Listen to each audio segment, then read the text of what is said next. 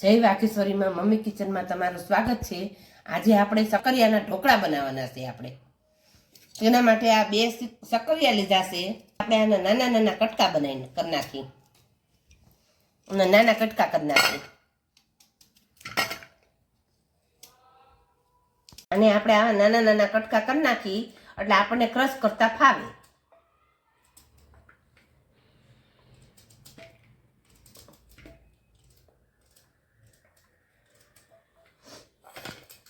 હવે આપણે આ નાના નાના કટકા બધા કરી નાખાશે એટલે આપણને શું દળવામાં તકલીફ ન પડે, ઈઝી પડે।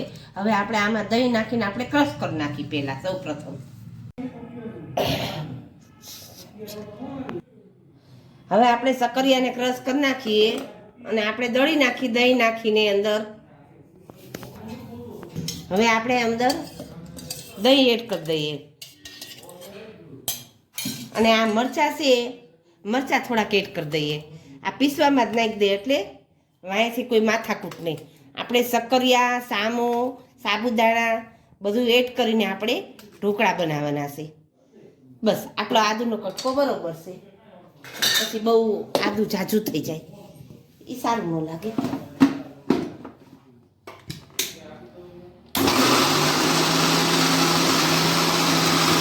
બેટર નથી થયું આપણું તૈયાર, હજી આ કૂચા કૂચા છે। હા, હવે આપણે ક્રશ એકદમ થઈ ગયું છે, જો આ એકદમ બારીક થઈ ગયું છે। હવે નથી વાંધો આવે એવું। આ સક્કરિયા ને મરચાં ને આદુ બધું અંદર કરી નાખ્યું હતું।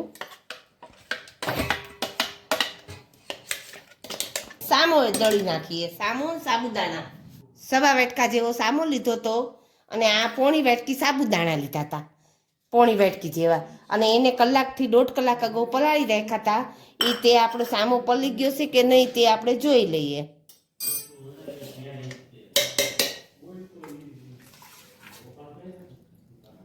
હા, આપણો સામો એકદમ પલી ગયો છે, સાબુદાણા પણ અંદર પલી ગયા છે, બંને ભેગું જ નાખી દીધું તું મેં સાબુદાણા બંને। હવે આપણે આ પાણી એકદમ કાઢી નાખીએ, એને પણ આપણે ક્રશ કરી નાખીએ। હા, અને સામો બંને ભેગું જ પલાળ્યું હતું મેં। હવે તેમાં આપણે થોડુંક વાટકી જેટલું પાછું દહીં એડ કરી દઈએ। બસ હવે આપણે દળાઈ ગયું છે।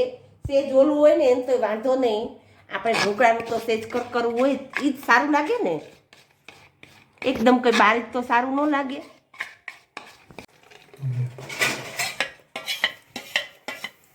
હવે આપણે જો એકદમ સરસ થઈ ગયું છે તૈયાર। હવે આને 10-15 મિનિટ માટે રેસ્ટ મૂકી દઈ, પછી આપણે બનાવીએ આગળની પ્રોસેસ પછી ચાલુ કરી।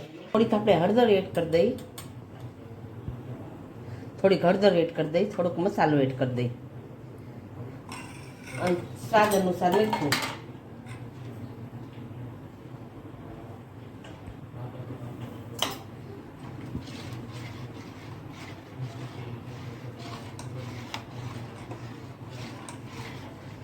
આ લોયું લીધું છે એક, એના ઉપર કાણાવાળું ચીબું ઢાંક્યું છે અને આ થાળી લીધી છે અને તેમાં આપણે તેલ ચોપડી દઈએ। આપણે થાળીને આવી રીતના તેલથી જો બધે તેલ આવી ગયું છે।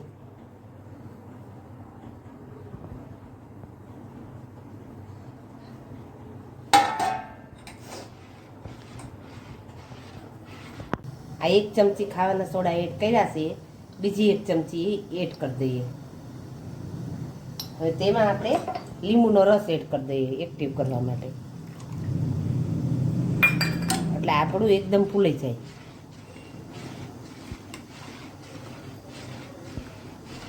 જો કલર પણ ચેન્જ થઈ ગયો છે અને એકદમ ઊંચું આવી ગયું છે। હવે આપણે થાળિયારા ઉપર મૂકી દઈએ। હવે તેમાં આપણે રેડી દઈએ, આપણે આપણું બેટર છે એ રેડી દઈએ। આપણે જેવું તમારે જાડું પાતળું જેવું રાખવું હોય એ રીતના આપણે એડ કરવાનું।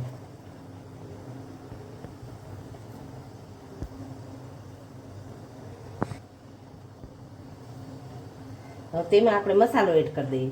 આમાં તીખા નાખવા હોય તો તીખા પણ નાખી શકાય, પણ મેં તીખા નાખ્યા નથી. મેં એટલો મસાલો જ એડ કરી દીધો છે. આપણે આમાં ઢાંકણ ઢાંકી દઈએ અને 15 થી 20 મિનિટ માટે રહેવા દઈએ. હવે આપણે થાળી થઈ ગઈ કે નહીં તે જોઈ લઈએ. હા, આપણી થાળી સરસ થઈ ગઈ છે.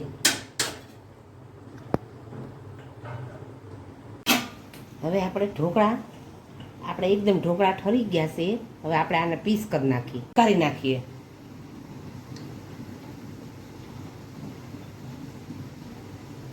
હવે આપણે આમાં થોડુંક તેલ એડ કરી દઈએ.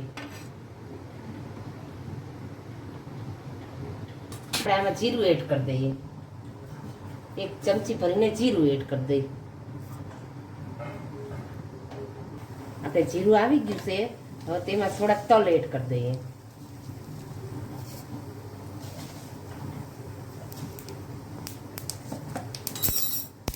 ગેસ બંધ કરી નાખી અને થોડોક આપણે મસાલો એડ કરીને વઘારી નાખીએ આને.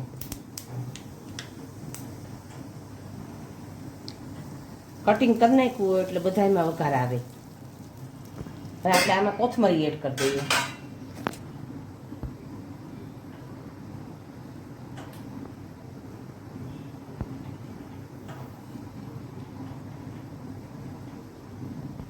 શક્કરિયા સામાના ઢોકળા તૈયાર થઈ ગયા છે.